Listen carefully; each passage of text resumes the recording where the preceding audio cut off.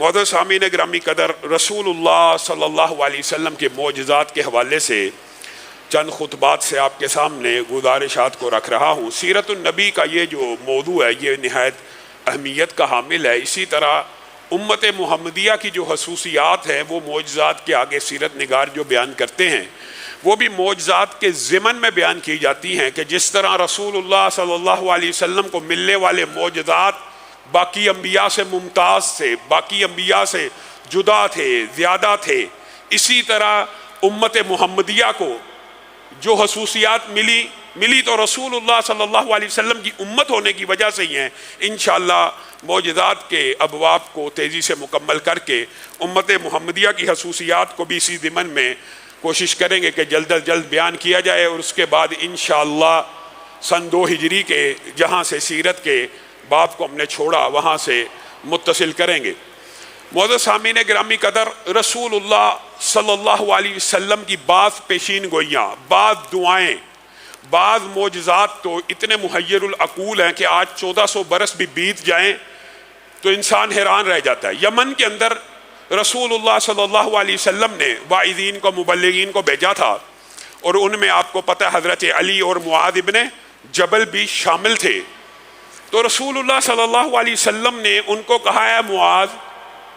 کوئی اور نشانی نہ بتلائی، جب تم یمن میں پہنچو گے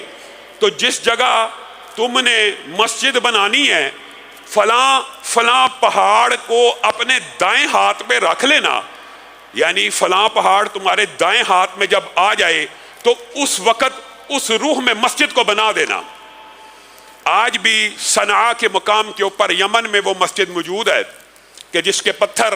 معاذ ابن جبل نے اور حضرت علی نے رسول اللہ کی ہدایت کے مطابق پہاڑ کو دائیں ہاتھ میں لے کے رکھے تھے۔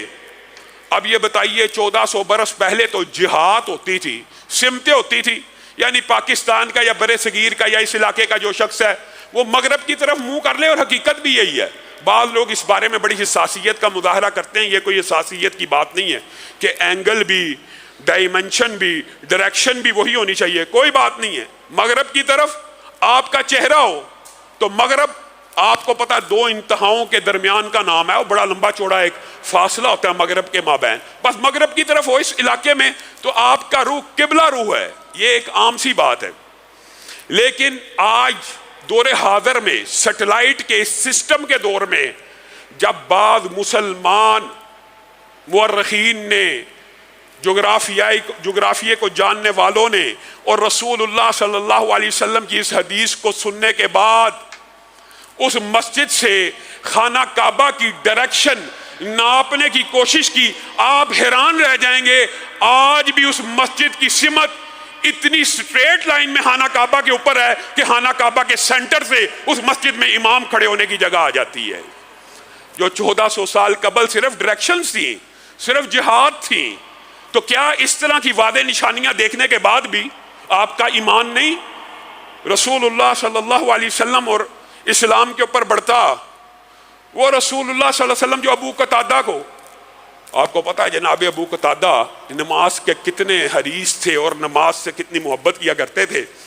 شدید گرج چمک تھی، بارش تھی، اور آپ کو پتا یہ بھی اسلام کی ایک سنت ہے کہ مؤذن بارش کے ایام میں اذان میں یہ بھی کہہ سکتا ہے کہ آپ اپنے گھروں میں نماز پڑھ سکتے ہیں، لیکن جو مسجد میں آنا چاہے وہ آئے گا، اس کو آنے کی اجازت ہے۔ تو ابو قتادہ ایک ایسی ہی رات میں عشاء کے وقت گرج چمک اور طوفان کے اندر مسجد النبی میں پہنچ گئے۔ رسول اللہ صلی اللہ علیہ وسلم ان کو دیکھ کے مسکرانے لگے، ابو قتادہ گھر میں نماز نہیں پڑھی، آج تو اللہ کی طرف سے رخصت تھی، آج تو چھوٹ تھی، آپ اس عالم میں بھی مسجد میں آ گئے ہیں؟ جی اللہ کے رسول میں آ گیا ہوں۔ تو اللہ کے رسول نے کہا پھر یہ ایک چھڑی پکڑ لیے، آپ جب گھر سے نکلے تھے آپ کے گھر میں ایک شیطان داخل ہو گیا تھا، اور یہ جو احادیث ہوتی ہیں ان کے اندر بھی حفاظت کے، تدابیر کے مختلف اسباق، اگرچہ ہے باب معجزات کا لیکن مختلف اسباق فقہی چھپے ہوتے ہیں، جیسے مؤذن اذان میں کہہ بھی دے کہ اگر آپ نے اپنے گھروں میں نماز پڑھنی ہے پھر بھی اگر کوئی مسجد میں آئے اس کو پر تان و تنقید نہیں ہو سکتی، وہ مسجد میں آنا چاہے آئے گا، امام اس کو جماعت سے نماز پڑھائے گا۔ ایک فقہی قاعدہ یہ، دوسری بات یہ کہ گھر سے نکلتے وقت اور گھر میں داخل ہوتے وقت چھوٹے چھوٹے کلمات ہیں وہ ہم نہیں پڑھتے. آپ کے سامنے کئی مرتبہ یہ بات رکھی ہوئی ہے کہ مجربات اور مشاہدات کئی مرتبہ اس باب میں ایسے ہیں کہ بڑے بڑے لوگوں نے بھی یہ تجربہ اور مشاہدہ کیا کہ جب تک بسم اللہ پڑھ کے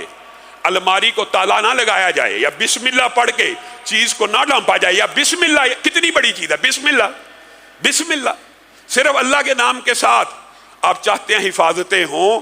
تو آپ بسم اللہ کے ساتھ الماری کو لاک کیا کیجئے, بسم اللہ کے ساتھ دروازہ کھولیا کیجئے, بسم اللہ کے ساتھ دروازے بند کیا کیجئے. گھر سے نکلنا بھی ہو اللہ کی سپرد کہہ کے بسم اللہ کر کے لاک لگا کے آیت الکرسی پڑھ کے نکل جائیے. ابو قتادہ کو رسول اللہ صلی اللہ علیہ وسلم نے کہا جب آپ نکل آئے تو آپ کے گھر میں ایک شیطان داخل ہو گیا تھا. اب یہ میں آپ کو چھڑی دیتا ہوں, اب یہ بادل ہے, تاریکی ہے, اندھیرا ہے, گرج چمک ہے, بارش ہو رہی ہے, آپ اس لاٹھی کو جب سیدھا کریں گے مسجد سے باہر لے کے جائیں گے یہ لاٹھی 10 ہاتھ روشن ہو جائے گی. آج ہمارے ہاتھوں میں ٹارچ تو ہوتی ہے, آج کے دور میں شاید یہ کوئی بہت بڑی بات نہ سمجھی جائے, لیکن بتائیے اس دور میں کیا ٹارچز کا, روشنی کے, اس طرح کے انسٹرومنٹس کا, آلات کا کوئی تصور موجود تھا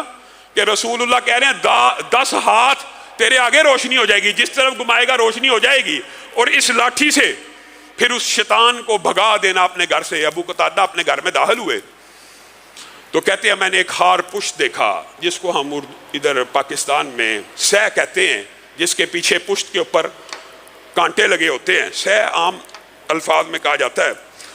وہ خار پشت ان کے گھر کے اندر چھپا بیٹھا تھا تو ابو قتادہ نے لاٹھی لے کر اس خار پشت کو بگا دیا.